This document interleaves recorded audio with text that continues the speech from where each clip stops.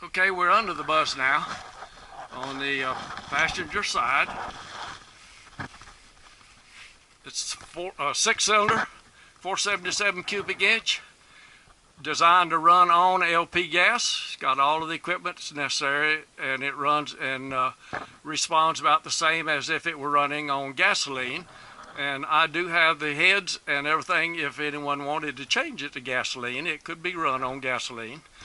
There's the starter we were looking at a minute ago. You can see the transmission back here. This is the tank for the kitchen.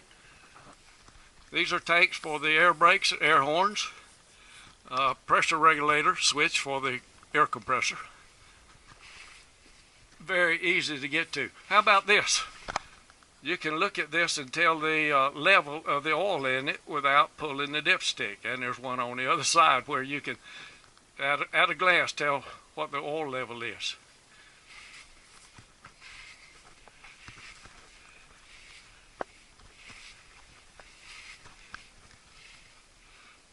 This little pilot bearing here for the air compressor is the only thing I ever had to change on this while we were on a trip.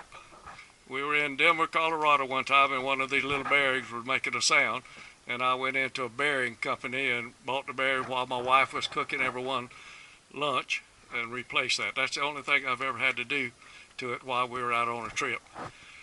This is that drive shaft that drives. There's inside this housing is that fan for the 2 radiators.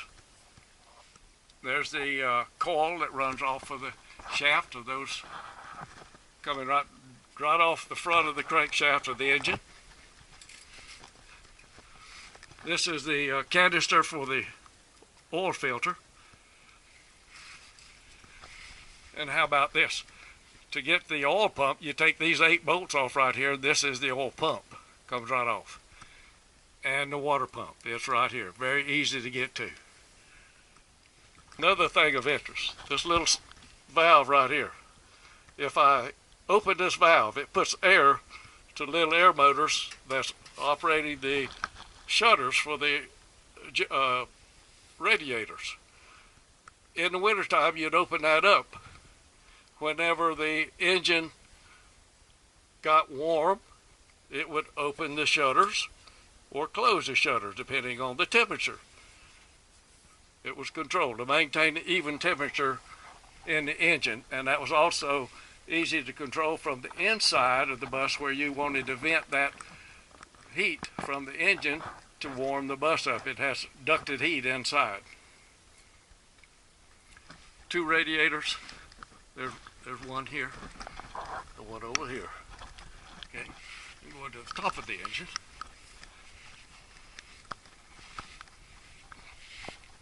This is the valve cover.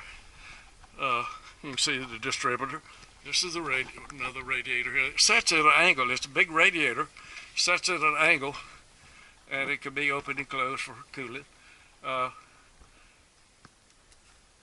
Valve cover, overhead cam, and the cam is submerged under oil all the time. It stays under oil. Runs forever. You see the transmission, exhaust. I've got all kinds of parts that goes with this bus that I know I'll never use. Now, we go back out. I wanted to tell you a little bit about the driving of it. Oh, that's the condenser for the LP gas. Liquid comes in here, comes out vapor. That little pump there is the water pump for the appliances inside the bus. And that battery there is one of the 3 batteries.